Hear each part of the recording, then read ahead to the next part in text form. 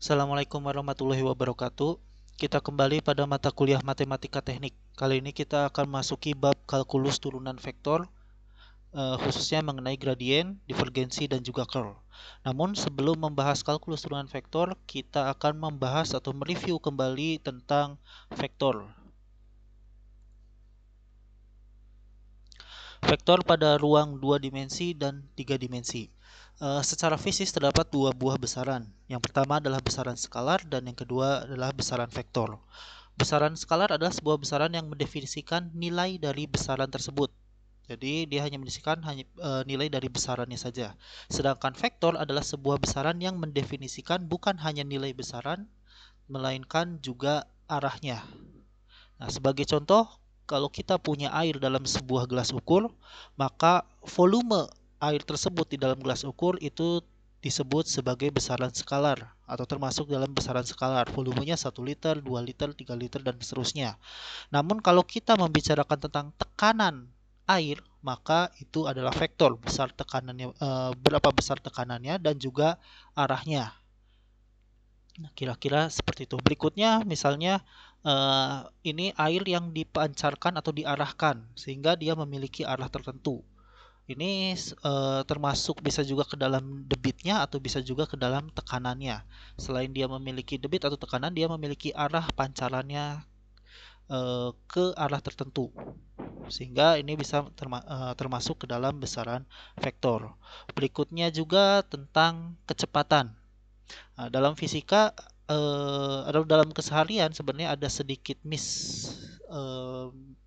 misdefinition atau ada sedikit kesalahan definisi antara laju dengan kecepatan.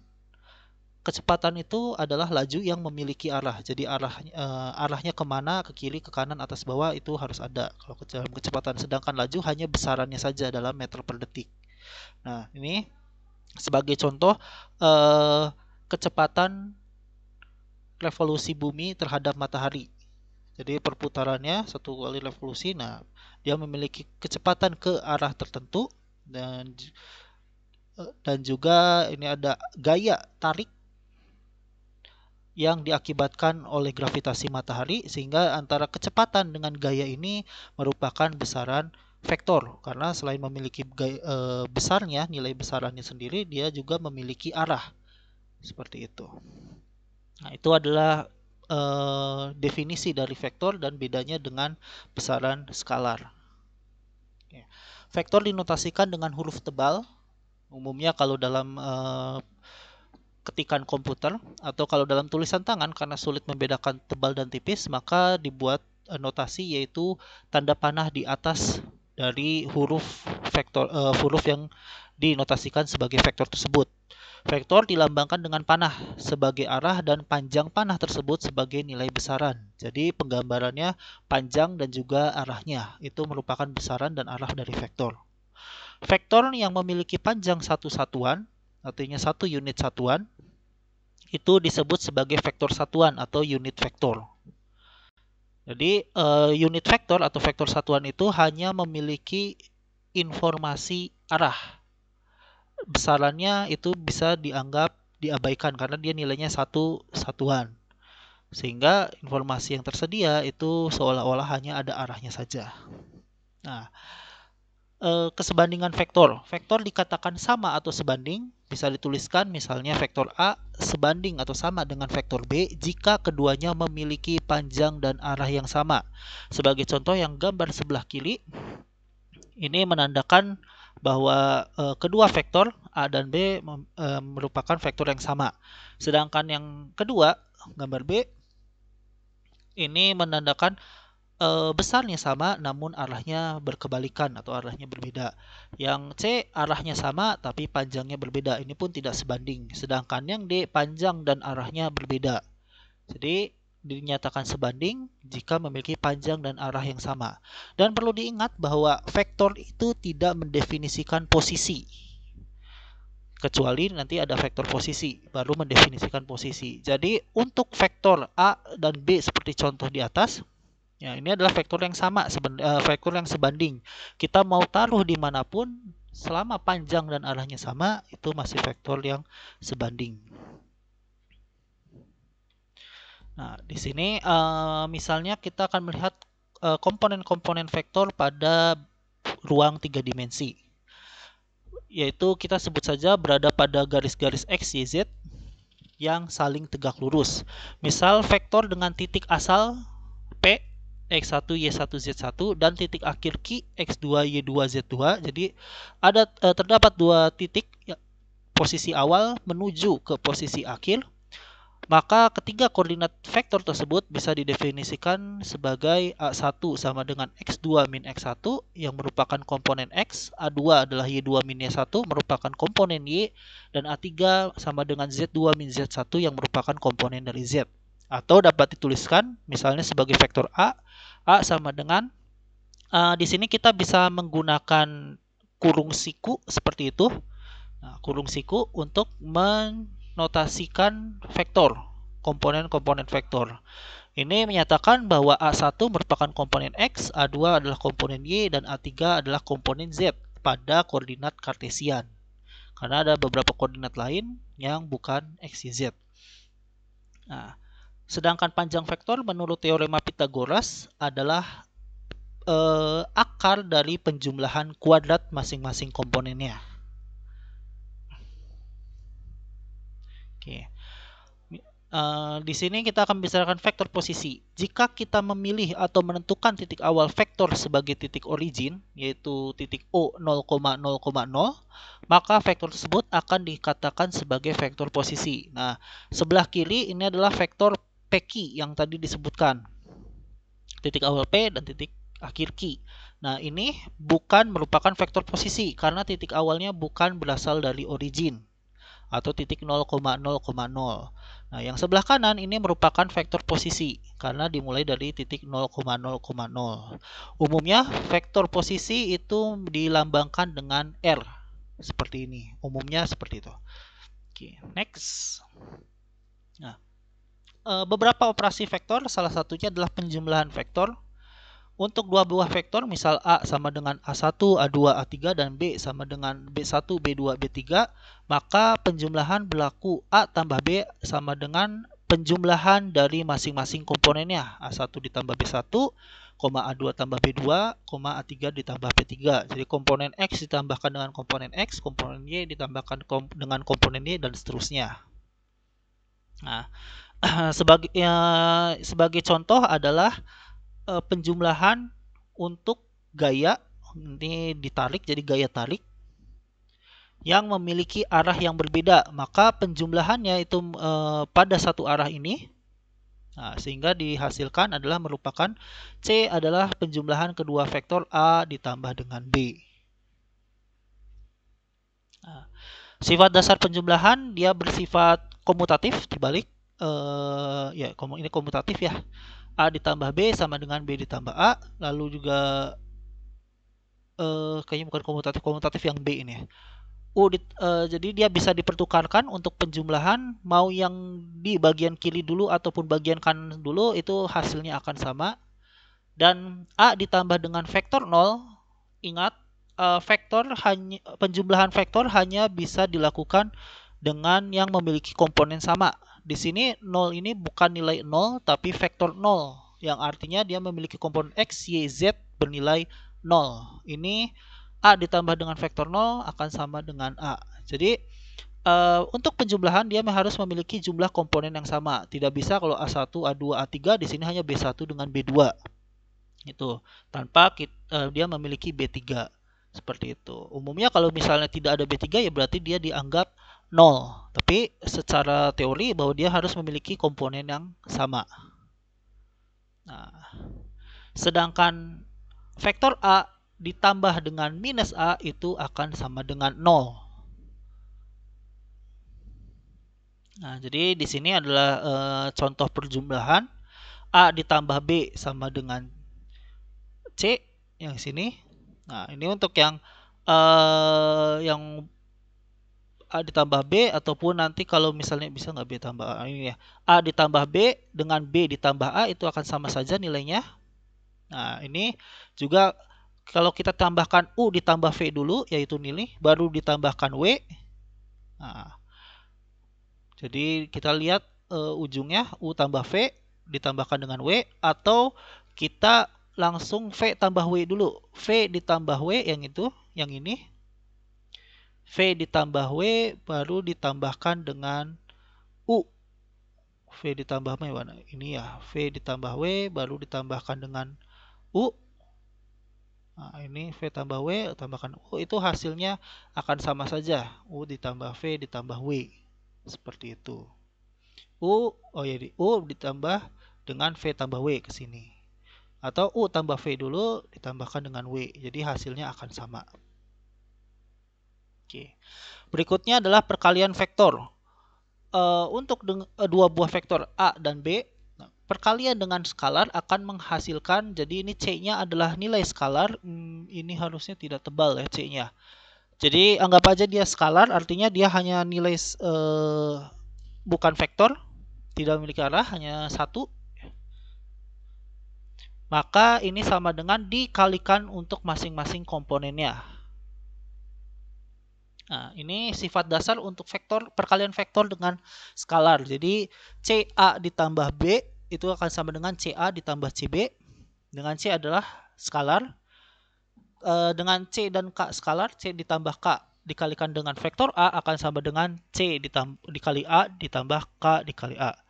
Atau dia juga bisa dipertukarkan, C dikali K dikali vektor A, bisa C dikalikan terlebih dahulu dengan K, bisa K-nya dulu dikalikan dengan A, ataupun C-nya dulu dikalikan dengan A.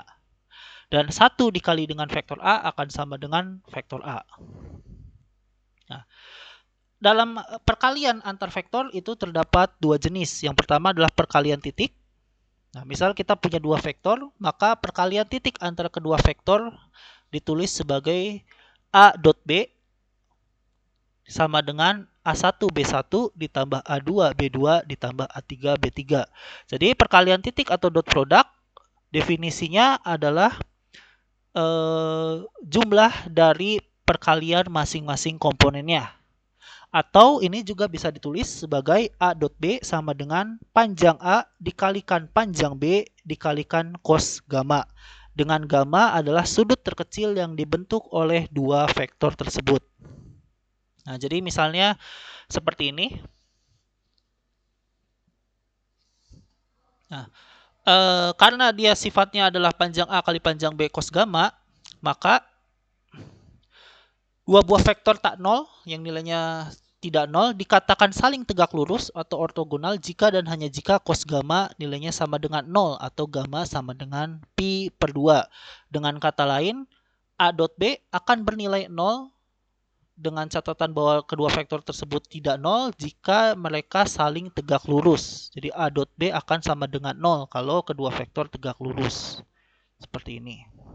Nah, definisi dari dot product itu adalah proyeksi A terhadap proyeksi suatu vektor terhadap vektor lainnya. Dalam hal ini kita bisa menyatakan A cos gamma adalah proyeksi vektor A terhadap B di sini.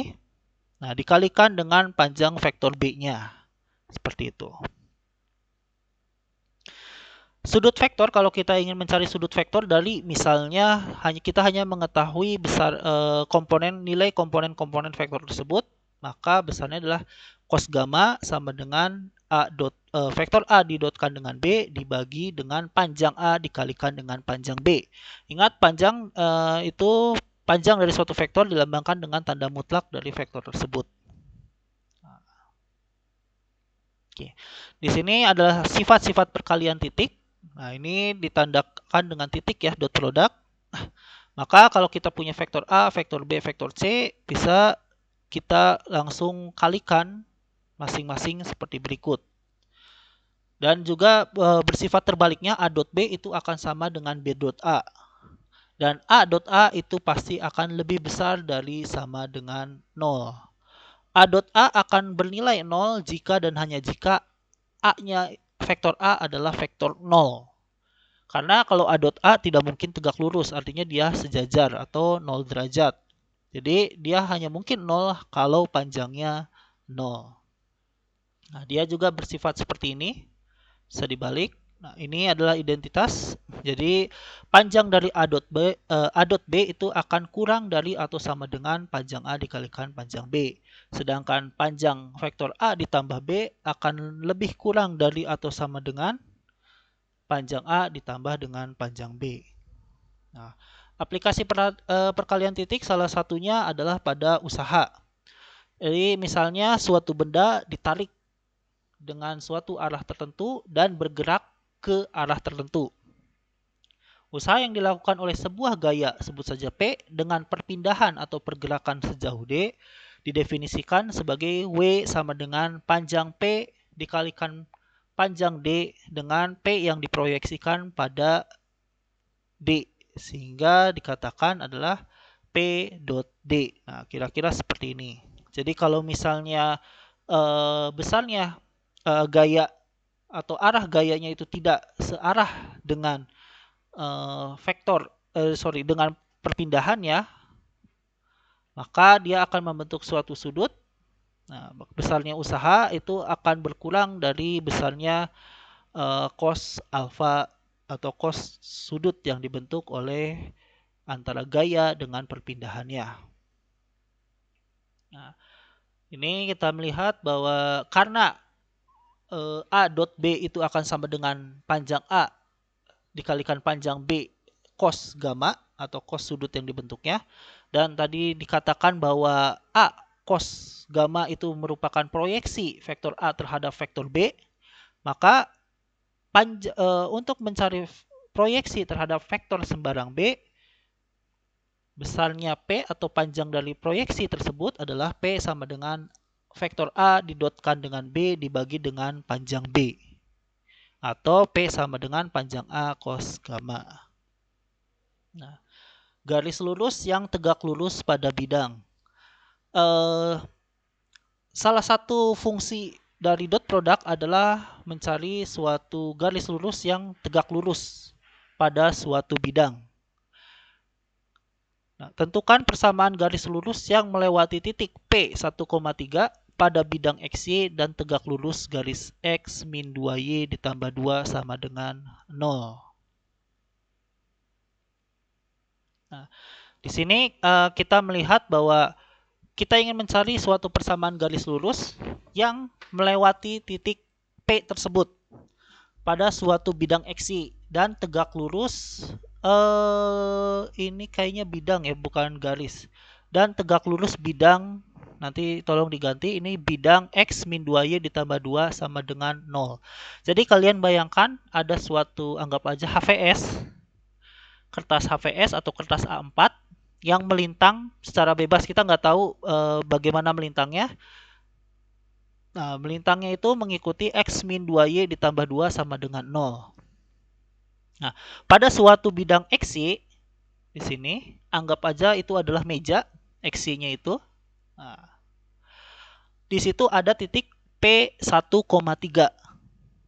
Seperti itu. Nah, kita ingin mengetahui atau memiliki suatu garis lurus tidak melengkung yang melewati titik P tersebut yang berada di atas meja dan tegak lurus pada bidang X min 2Y ditambah 2 sama dengan 0. Artinya dia menembus kertas HVS tersebut secara tegak lurus.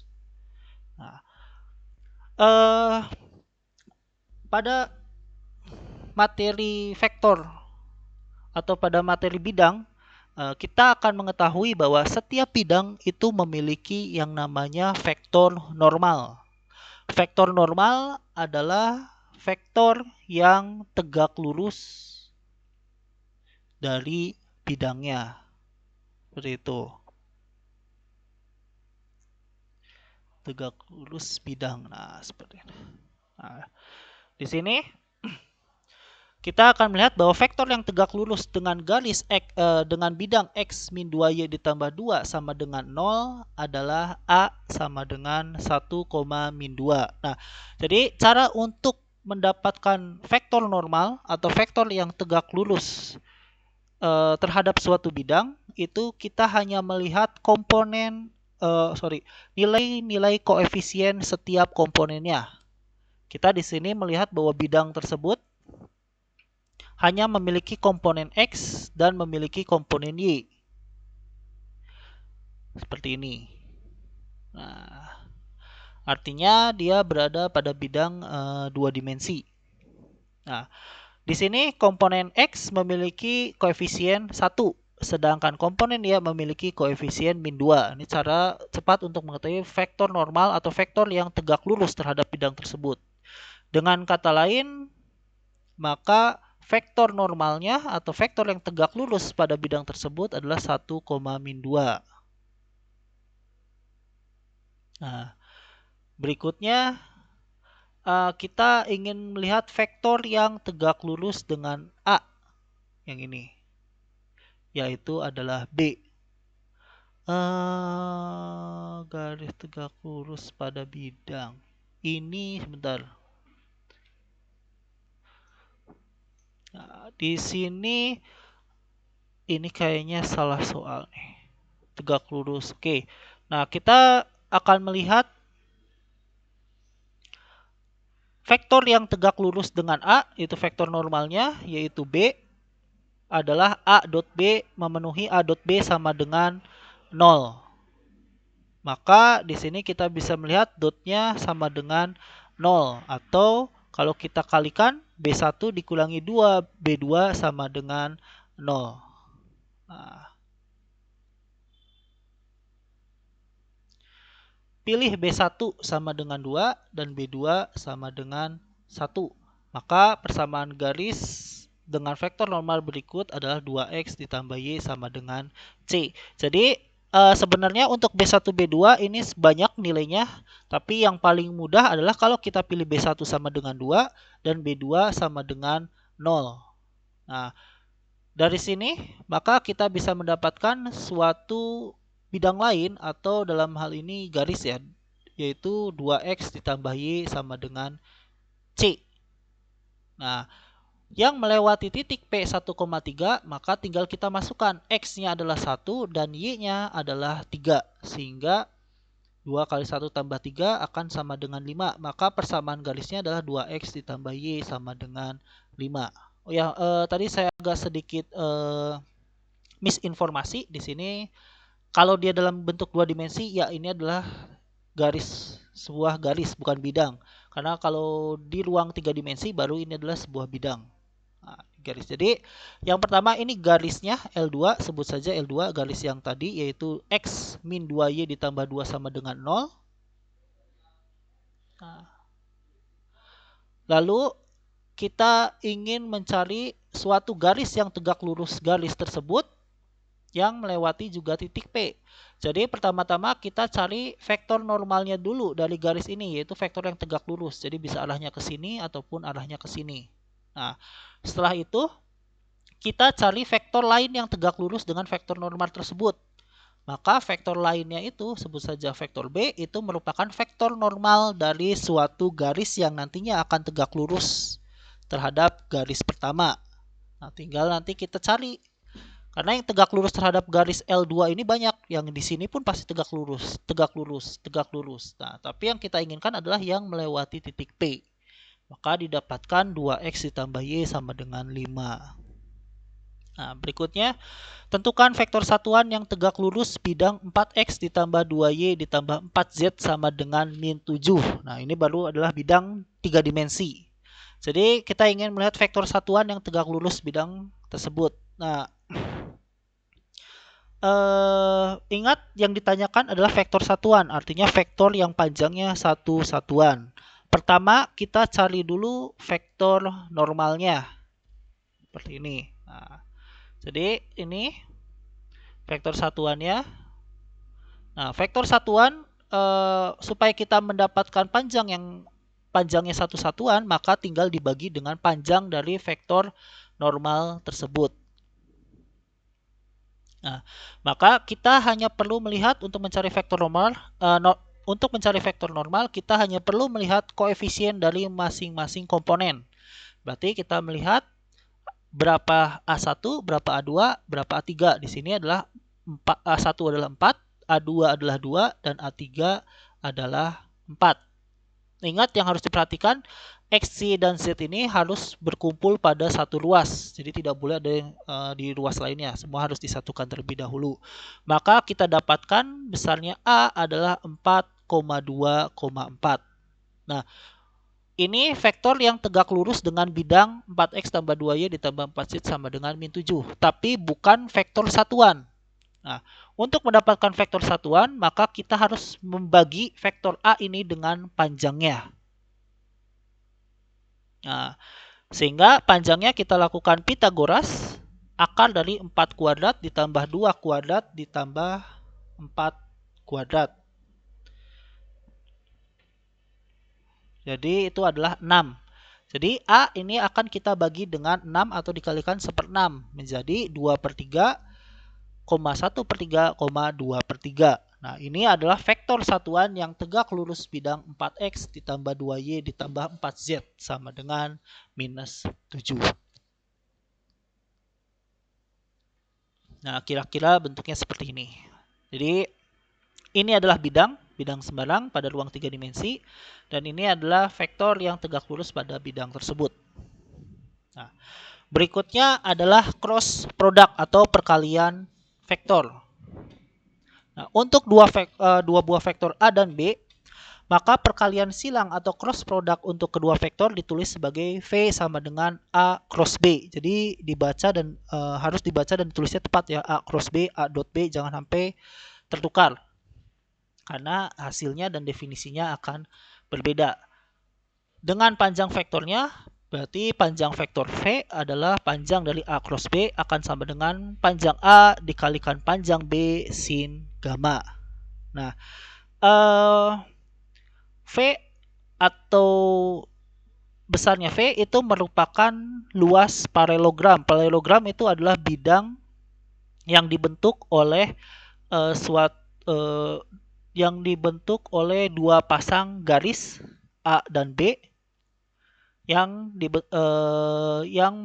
antara A dan B itu membentuk suatu sudut tertentu. Nah, jadi luas permukaan ini itu merupakan panjang dari vektor tersebut. Nah, keunikan dari perkalian silang atau cross product adalah bahwa hasil dari cross product itu pasti selalu tegak lurus dari kedua vektornya.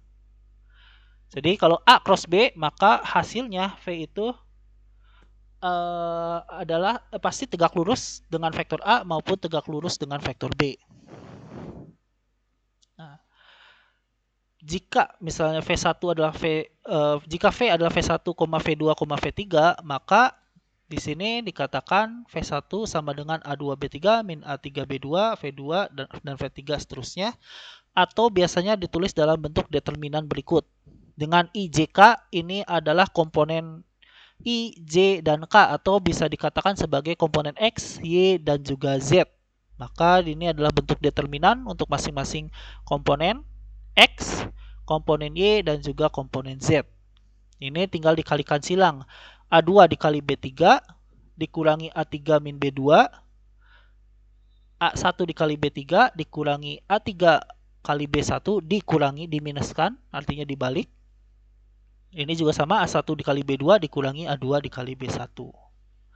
Nah, ini yang harus diperhatikan adalah perkalian vektor mengikuti kaidah tangan kanan menjadi standar penggambaran sistem koordinat kartesian 3 dimensi. Jadi kalau misalnya ini adalah A, ini adalah B, maka hasilnya A cross B adalah ke atas. Jadi tidak terbalik. Kalian harus menggunakan kaidah tangan kanan, bukan kaidah tangan kiri. Nah, kira-kira seperti itu. Ini kalau melihat sistem koordinat kartesian, ini I, J, dan K. Atau kita melihat sebagai bentuk ulir. A cross B diputar ulirnya, maka hasilnya adalah jempol ke atas ini. Jadi menggunakan tangan kanan dari A ke arah B, maka jempolnya ada di sebelah atas. Nah, perkalian vektor dari vektor dasar, jadi I cross J itu akan menghasilkan K, J cross K akan menghasilkan I, kebalikannya J cross I akan menghasilkan minus K. Artinya A cross B itu hasilnya akan berbeda dengan B cross A, yaitu kebalikannya. Jadi tandanya adalah negatif. Sedangkan sifat-sifat umum dari perkalian vektor adalah seperti ini. Ini jika L-nya adalah suatu nilai konstan, maka bisa dibuat bentuk seperti ini. Atau jika terdapat cross dengan penjumlahan, maka bisa dilakukan pemisahan seperti ini pengerjaannya, dan seterusnya. Nah, ini B cross A itu akan sama dengan minus dari A cross B. Nah, ini sifatnya tidak asosiatif. Nah, jadi jika kita harus mengerjakan B cross C terlebih dahulu, baru kemudian di-crosskan dengan A di-crosskan dengan hasilnya, itu tidak akan sama dengan A cross B, baru kita crosskan dengan C. Nah, aplikasi umum dari perkalian vektor biasanya berkaitan dengan momen dan kecepatan benda yang berputar. Misalnya, dalam gerak mekanik, momen M dari gaya P pada titik Q didefinisikan sebagai M panjang P dikalikan dengan D. Dengan D adalah jarak antara Q dan garis aksi L dari P jika L adalah vektor dari Q hingga sembarang titik A pada L. Jadi misalnya ini ada suatu titik pusat, maka sehingga momen dari gerakan tersebut adalah panjang P dikalikan panjang R sin gamma atau M sama dengan R cross P. Jadi kalau misalnya ini adalah suatu titik pusat dari benda yang melingkar dan kita tarik ini Q-nya ya, D itu jarak dari antara Q dan garis aksi L. Nah, ini berarti P-nya itu kita tarik sehingga menyebabkan perputaran seperti itu. Maka besarnya momen putarnya dari gaya P pada titik Q tersebut, nah seperti itu. Nah, titik pusatnya kita asumsikan sebagai Q. Nah, dari Q ini sampai anggap aja ujungnya adalah A. Nah, jadi ini adalah jari-jarinya R, lalu kita tarik. Nah, maka terdapat suatu putaran atau gaya yang berputar. Seperti itu. Nah, itu adalah momennya. Momennya didefinisikan sebagai R cross P. Jarak dari titik pusat Q ke ujungnya, ke tempat titik gayanya, dicrosskan dengan gayanya tersebut. Nah, tentukan momen dari gaya P dari titik tengah Q berikut. Jadi ini ada suatu, anggap aja mungkin gasing dengan titik Q, lalu ada jarak 1,5 ke titik tarikannya. Ditarik sebesar P ke arah yang membentuk sudut 30 derajat dari X. Seperti ini. Nah, maka di sini P-nya adalah 1000 cos 30 derajat, 1000 sin 30 derajat, 0, karena kita tidak memiliki komponen Z di sini. Atau kita dapatkan 866,500,0 dan R-nya adalah 0,1,5,0 karena hanya memiliki komponen pada arah Y saja. Nah, sehingga besarnya momen adalah R cross P. Nah, itu jangan terbalik. Jadi R dulu di sini, R cross P. Maka kita dapatkan adalah 0,0, min 1299. Artinya momennya ke arah bawah atau menembus layar.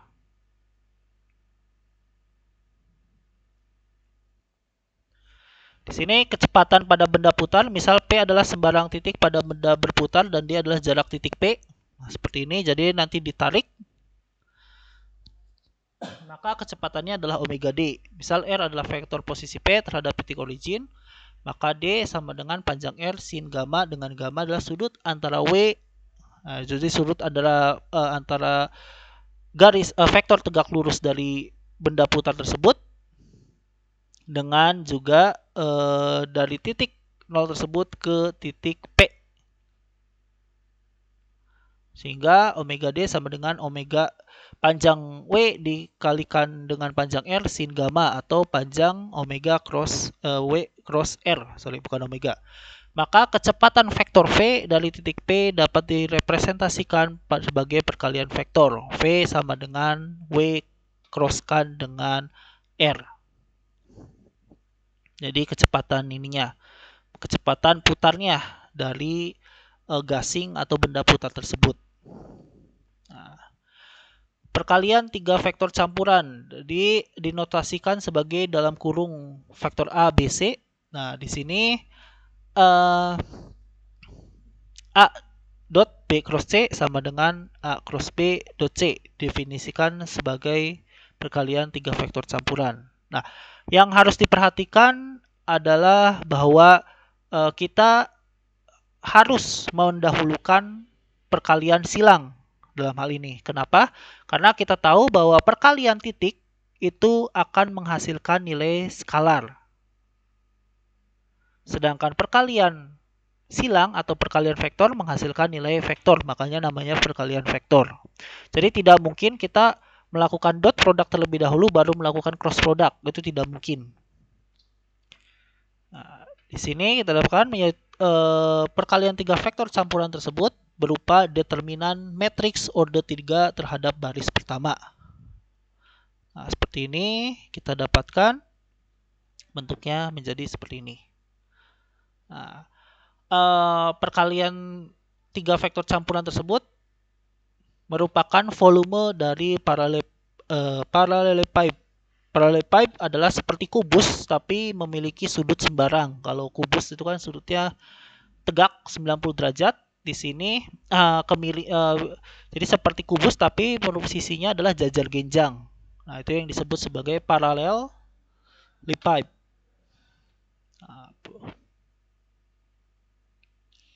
Nah, besarnya adalah panjang dari A dot B cross C, atau panjang A dikalikan panjang B cross C dikalikan cos gamma. Nah, fungsi vektor dan skalar. Fungsi vektor adalah fungsi yang memiliki nilai vektor. Jadi di sini vektor berupa fungsi. Fungsinya adalah fungsi vektor. Nah, kita bisa melihat bahwa misalnya vektor V memiliki fungsi terhadap P dengan komponen V1P, V2P, dan V3P. Atau dalam koordinat kartesian kita bisa menuliskan fungsi vektor V x, y, z adalah V1x, y, z, V2x, y, z, V3x, y, z. Artinya ini merupakan fungsi dari vektor. Sedangkan kalau fungsi skalar bentuknya adalah F sama dengan Fp, atau dalam koordinat kartesian Fp-nya adalah Fx, y, z. Nah, ini jadi bedakan antara fungsi yang sudah kita pelajari sebelumnya dengan fungsi vektor. Jadi fungsi vektor itu komponen-komponennya berupa fungsi skalar seperti ini yang merupakan pada titik kartesian. Oke. Nah, di sini kita akan masuk vektor kalkulus turunan. Nah, untuk turunan fungsi vektor berlaku juga sama dengan turunan pada fungsi skalar seperti ini. Nah, jadi kita bisa menyatakan dari definisi limit tersebut bahwa vektor V aksen T disebut sebagai turunan dari vektor vektor V T yang dapat ditulis pada koordinat kartesian 3D sebagai vektor V aksen T sama dengan V aksen 1T, V aksen 2T, V aksen 3T. Jadi intinya adalah turunan vektor adalah turunan masing-masing komponennya. Tinggal kita turunkan masing-masing komponen X, Y, dan Z jika pada koordinat kartesian. Turunan fungsi vektor akan mengikuti ini umumnya sama seperti turunan pada fungsi skalar, bedanya berupa vektor.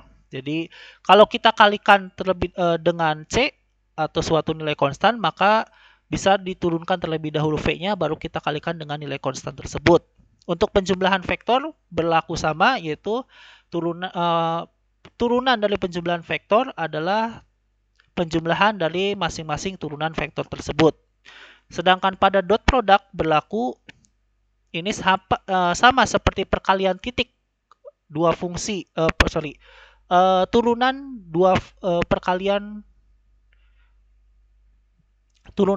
perkalian dua buah fungsi.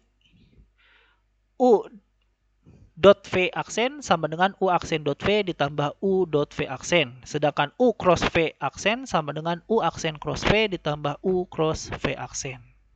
Nah, kira-kira demikian materi pembukaan untuk kalkulus turunan vektor.